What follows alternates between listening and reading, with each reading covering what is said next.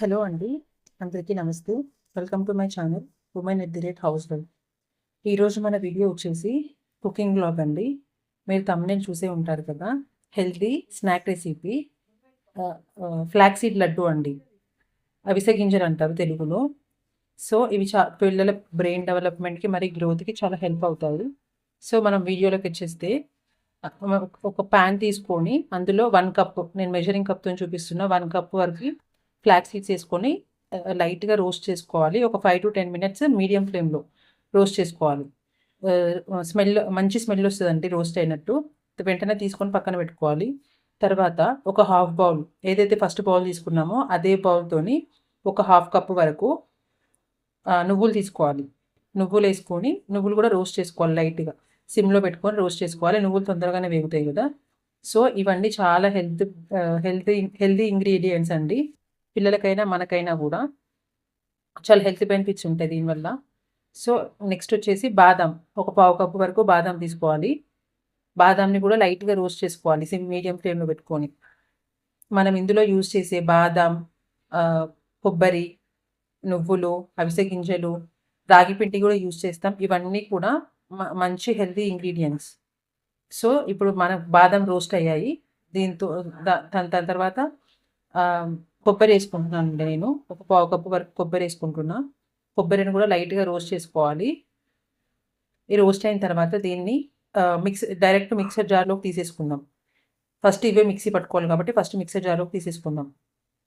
Next అదే ప్యాన్లోకి 1 table spoon గీ వేసుకోండి. గీలో ఇప్పుడు ఒక హాఫ్ కప్ వరకు, నేను ఇక్కడ మెజర్ చేయలేదు బట్ మీకు చూపిస్తున్నా, నేను ఒక పెద్ద స్పూన్తో వేసేసుకున్నా. హాఫ్ కప్ వరకు రాగి పిండి వేసుకోండి. రాగి పిండి ఎందుకు అంటే మనం లడ్డూలు చుట్టేటప్పుడు మనకి ఆ బైండింగ్ అనేది రావాలి. మనకి లడ్డూలు దగ్గరికి రావాలి కాబట్టి రౌండ్ షేప్లో బైండింగ్ కోసం మనం ఇక్కడ రాగి ఫ్లోర్ యూస్ చేస్తాము. ఆ రాగిని కూడా లైట్గా రోస్ట్ చేసుకోవాలి. నెయ్యిలో రోస్ట్ చేసుకోవాలి. ఒక 2 minutesలో అయిపోతుంది. రోస్ట్ చేసుకున్న తర్వాత గ్యాస్ ఆఫ్ చేసేసుకోవడమే డైరెక్ట్. నెక్స్ట్ ఇవి ఏదైతే బాదాం, కొబ్బరి ఉంది కదా, దీని ఒక 2 pulses ఇచ్చేసి గ్రైండ్ చేస్తున్నాం మిక్సర్ జార్లో.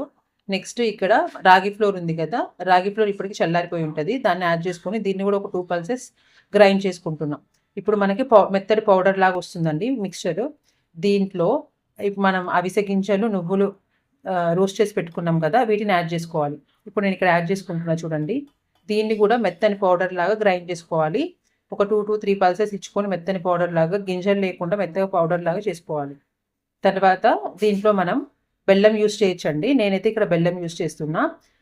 మీ దగ్గర డేట్స్ అవైలబుల్గా ఉంటే, డేట్స్ లోపల సీడ్ ఉంటుంది కదా, గింజలు, అవి తీసేసి డేట్స్ యాడ్ చేసేసుకోవచ్చు. నేను ఇక్కడ ఒక 1/3 కప్పు వరకు కూడా బెల్లం యూస్ చేస్తున్నా.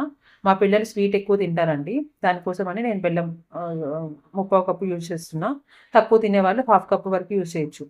సో ఇప్పుడు బెల్లాన్ని కూడా వేసుకున్నాం కదా. బెల్లం వేసుకున్న తర్వాత ఒక 2 pulses ఇచ్చుకొని మెత్తని పౌడర్ లాగా గ్రైండ్ చేసుకోవాలి. అప్పుడు మనకి బైండింగ్ కన్సిస్టెన్సీ అనేది వస్తుందండి.